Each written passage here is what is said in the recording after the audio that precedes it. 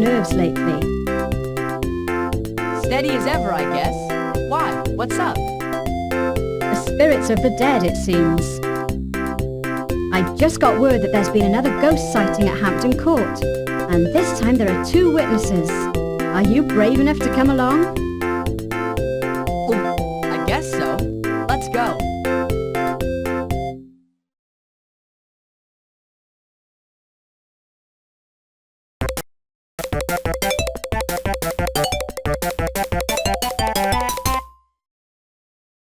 Ghosts! I don't know whether to be excited or freaked out.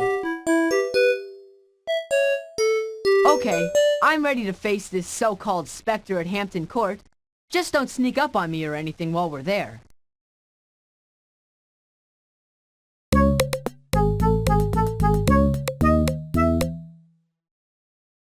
Well, this place sure looks old enough to have a couple of ghosts hanging around. Oh, Jake, it was so exciting. A real ghost. I can hardly wait to get home to Marlford and tell Julia, although of course she won't believe me. After I heard the cat screeching, Lord Pomeroy screamed, "Ghost!" and I dashed up. I just got a quick look at her. Mostly I saw her shadow as she disappeared through that back door. I chased after her immediately, though poor old Lord Pomeroy, just stood frozen in terror. When I got to the door, there was no sign of her. She'd simply disappeared. Creepy. What did the ghost look like? Could you see through it and everything? Well, I only had a quick glimpse. She wasn't transparent or glowing or anything. In fact, if it hadn't been for her extraordinary clothes and the way she'd disappeared, she'd have seemed quite ordinary. Who is Catherine Howard anyway, Lady Saltcoats? Someone who used to live here? Yes, quite. And not just any someone either. She was once the Queen of England, one of Henry VIII's wives. I must confess I'm not all that clear on the history myself, but I do know that Henry had her beheaded. Wow, right here at Hampton Court? Oh no, back in London at the Tower. I'll bet they've got plenty of history on her there. Be careful, children. While you're here today, don't go anywhere alone.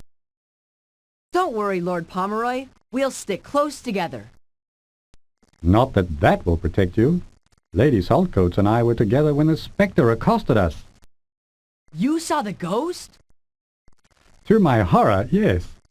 The palace is closed to the public this week for renovations, so I pulled some strings to be allowed in and invited Lady Saltcoats up. It seemed a lovely opportunity to show her the palace without the bother of tourists. I was giving Lady Saltcoats a quick tour when we heard the most awful wailing. The ghost?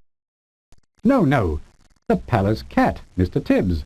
We rushed up the stairs just in time to see him, his hair straight on end, wailing towards the royal presence chamber. I looked around the doorway to see what had frightened him, and that's when I saw it. Her, the spirit of Catherine Howard wandering alone, just as the legends say. I recognized her immediately. Madame Tussauds Wax Museum has a model of her, and the likeness was unmistakable. She was wearing precisely the same dress. Hello, you 2. Any sign of boogies or banshees yet? Not yet, but we're keeping our eyes peeled. I've had a good look around here and I haven't noticed anything strange as yet, so I've taken a moment to study up on the history of the place. Great idea, Aunt Em. What have you learned? Well, Henry VIII and his wives, including Catherine Howard, did live here at Hampton Court, but their royal lodgings were demolished in 1689 by William III. I suppose he was tired of their old-fashioned rooms. He had this room and the rooms around it built in the style he enjoyed. The only parts of the palace that still remain as they were when Henry lived here are over in the Tudor wing, where the Great Hall and the Royal Chapel are. So what would the ghost of Catherine Howard be doing here? Who can tell? But she certainly wasn't haunting her old rooms. They no longer exist.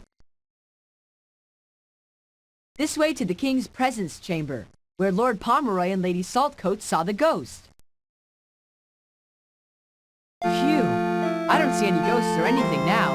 What a relief. Ghosts? No, never seen any myself, and I've been working here nigh on 8 years, though I have heard stories. I remember hear tell of a woman who went visiting in the Royal Chapel in the Tudor wing, and came over cold all of a sudden.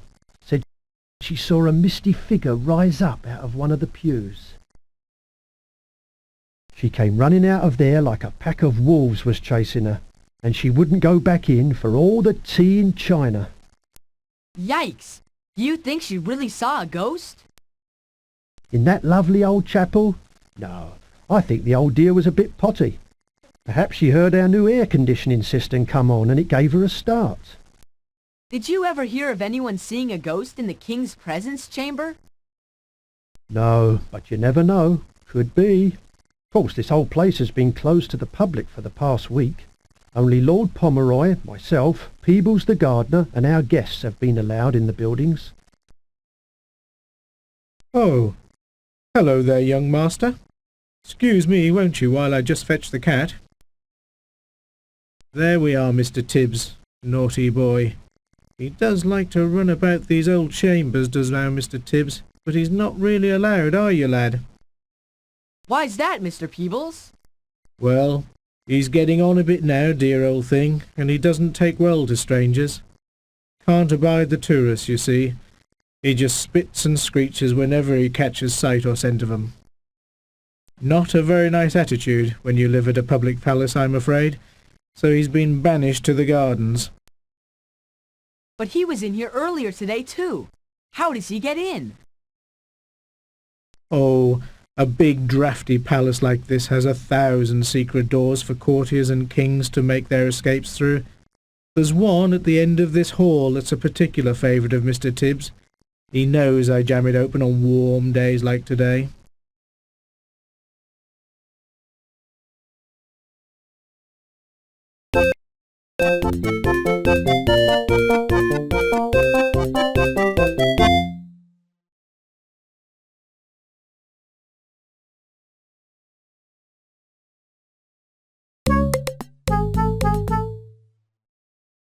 There's the Henry VIII exhibit. Well, if that's supposed to be Catherine Howard, she's not really very pretty. Hello, dears. What are you two up to today? Ghost hunting, Ms. Dunbar. We're trying to learn about Catherine Howard so that we can find out how to put a ghost to rest. Good heavens! That sounds more like a task for a ghost hunter than a pair of young sleuths. But I suppose Madame Tussaud's can be of some help. Have a good look at our Henry VIII display. As you know, here at Madame Tussaud's, we pride ourselves on our realism and exactness, even with these models of long-dead historical figures. Our sculptors created Henry and his wives from portraits painted during their lifetimes, so that their features would be as realistic as possible. The clothes that the figures wear are exact copies of the fashions of their eras, made from precisely the same kinds of fabrics as the originals. Our fashion expert Astrid sees to that. We get scads of compliments from period experts on this display. Why, just the other day, an acting troupe from the Old Vic came in to take notes on the costumes for their production of Shakespeare's Henry VIII. I like to think that these figures look just as the real Henry VIII and his wives would have, except that none of our ladies will end up on the chopping block. This room is creepy, too. It's where they built all the robots and wax models for the museum. Look at all these models. I always forget that a lot of Madame Tussaud's figures are also robots until I come in here. Hello, Jake. You're just in time to see me demonstrate my newest effect, the levitating lady. Wow, that's excellent, Dr. Wilde. How do you do it? Sorry, Jake. Top secret. Can't be giving out all the tricks of the trade now, can I? No, I guess not. Does anyone else know how to do this trick? I should hope not. I just invented it myself this week. It's not a trick at any rate. It's a rather complicated special effect that I developed using hovercraft technologies. So far, I only support about 2 stone, 28 pounds. But I hope to perfect the effect until I can lift an entire life-size model. Catherine Howard? Oh yes, I remember. I made a very special gown for her from the kinds of silks and velvets that would have been popular when she was alive. She was a bit of a tough one, though. Why's that, Astrid? Was it hard to find the right stuff in the 20th century? Good guess, but that wasn't it. You see, Catherine Howard was Henry's wife for less than 2 years before he had her axed, so there weren't very many portraits of her. In those days there weren't any cameras, and painting someone's portrait took quite a bit of time. The poor thing wasn't queen long enough to have many really good ones done. We found a few lovely ones of her face, but not very many of her full figure, which would have helped me suss out her clothes quite a bit. To tell the truth, I made up most of what our figures were in here by studying the clothes of other noble women of the time. Catherine never owned exactly that dress.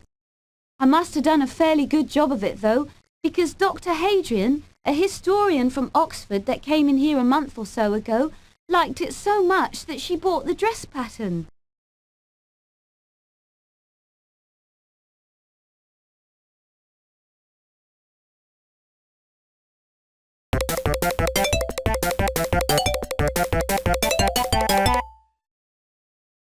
This place is even creepier than Hampton Court. There could be bunches of ghosts here, too.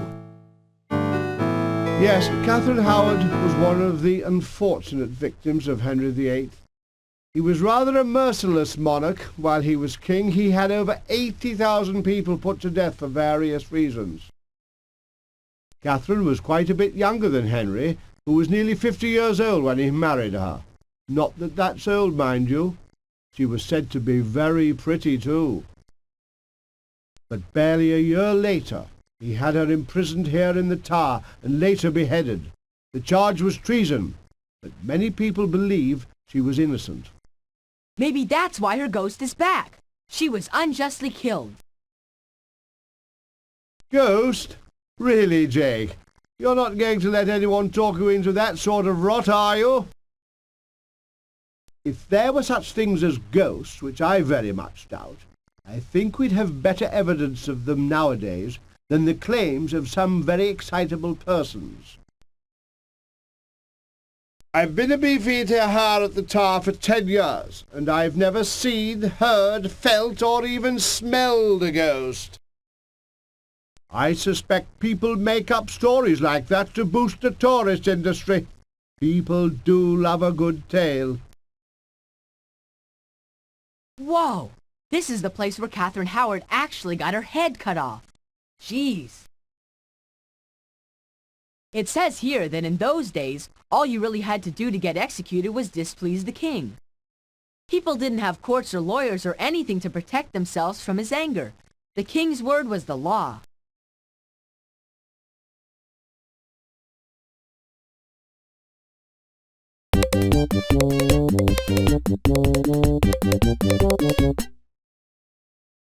Looks like we're walking in on some artistic differences.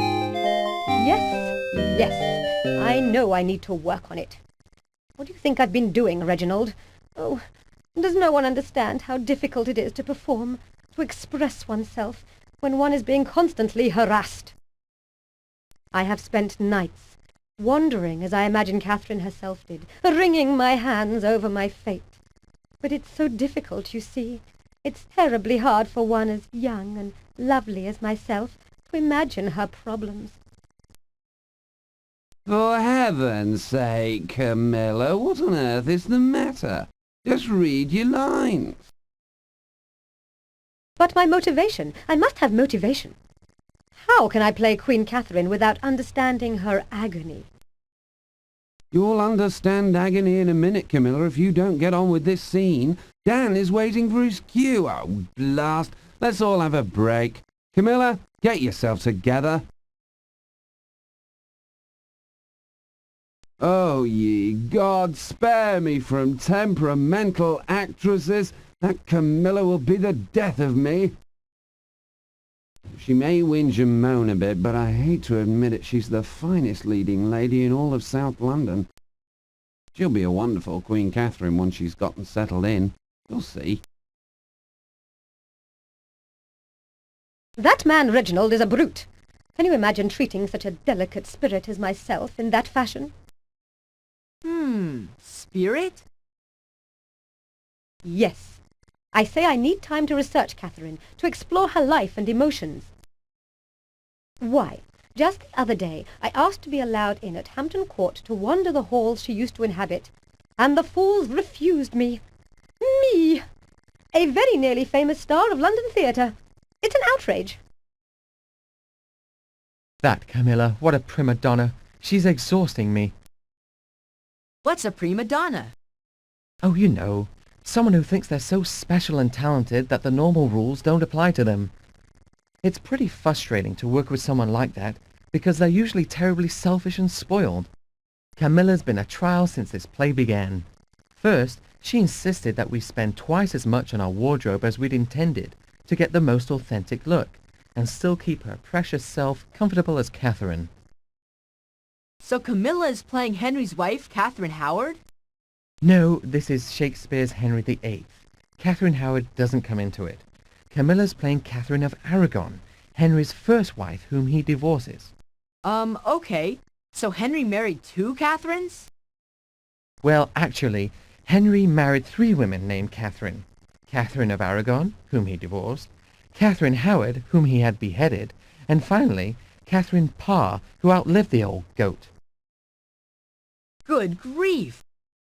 And that's not to mention the other 3 wives, Anne Boleyn, Anne of Cleves, and Jane Seymour. You think your American soap operas have juicy plots? Ha! You should read some English history.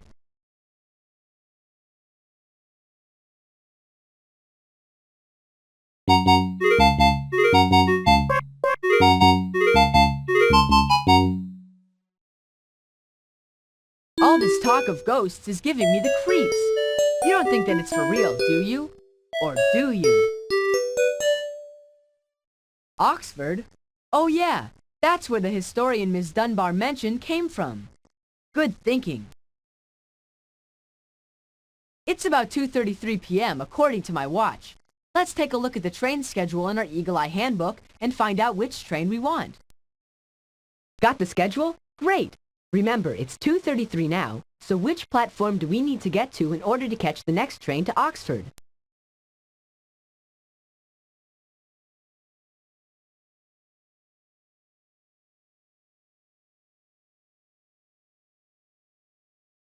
That's right! Let's head over to platform 5 and grab the 2:45 to Oxford.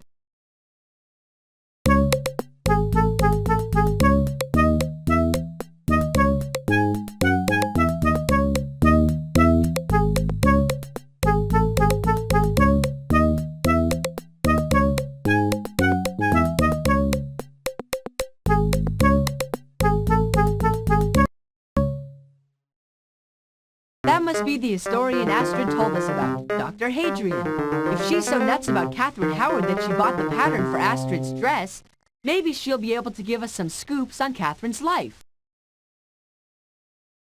My specialty is Tudor history. The 100 years or so when the family of Henry VII ruled England. But my main interest is in Henry VIII and his wives. This year, I've concentrated on the unfortunate Catherine Howard, partly because she led such an interesting and short life, but partly too because many people have told me that I resembled the portraits made of her. I suppose I feel connected to her in that way. My next book will be written from her point of view. I've gone to great lengths to try and understand her life. I spent last summer in Sussex, where she spent her girlhood. I even spent 2 months of this year locked in a tiny hotel room overlooking the Tower of London to see if I could understand how she must have felt as a prisoner in the tower. That sounds awful. Why did you do that?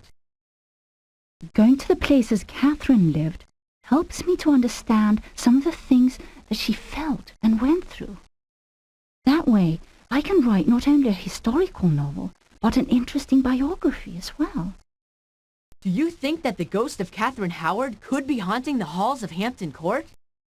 Ghost? Well, I've spent a lot of time at Hampton Court. because Mr. Peebles, the head gardener there, is an old friend of my family.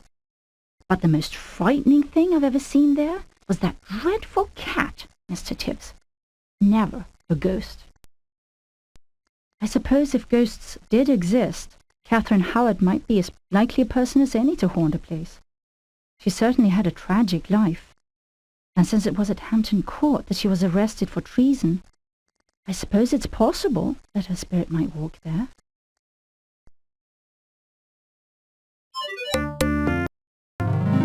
I think we can figure out the spooky happenings at Hampton Court.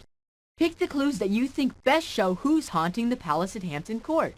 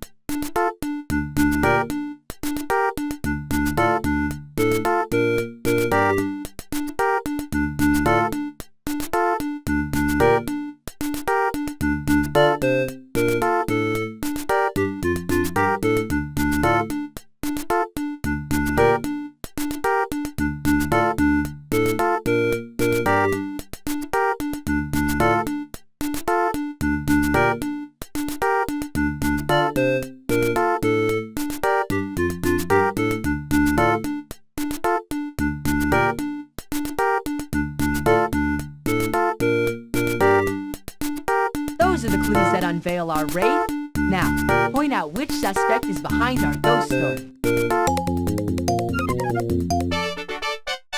You got it! That was no ghost that Lord Pomeroy and Lady Saltcoat saw. That was Dr. Hadrian trying to prepare for her book. We started to figure out that the ghost Lord Pomeroy saw was no ghost when Lady Saltcoats told us that she saw the ghost's shadow slip through the door. Why would a ghost have a shadow? But the real clues started to come together when Lord Pomeroy told us he was positive that the ghost was Catherine Howard because he recognized her from the display at Madame Tussauds. Astrid, the fashion expert at Madame Tussauds, told us that the dress she made for Catherine Howard couldn't have really been worn by the Queen because Astrid made it up from her imagination. If what Lord Pomeroy saw really was a ghost, it certainly couldn't have been Catherine Howard because it was wearing a dress designed in the 20th century. Whoever Lord Pomeroy saw was wearing a copy of Astrid's dress. Astrid told us that she sold the pattern for that dress to Dr. Hadrian of Oxford University. Dr. Hadrian must have been wearing that dress on a research visit to Hampton Court. She is trying to understand Catherine Howard enough to finish her book. She could get in because she's an old friend of Mr. Peebles, the gardener.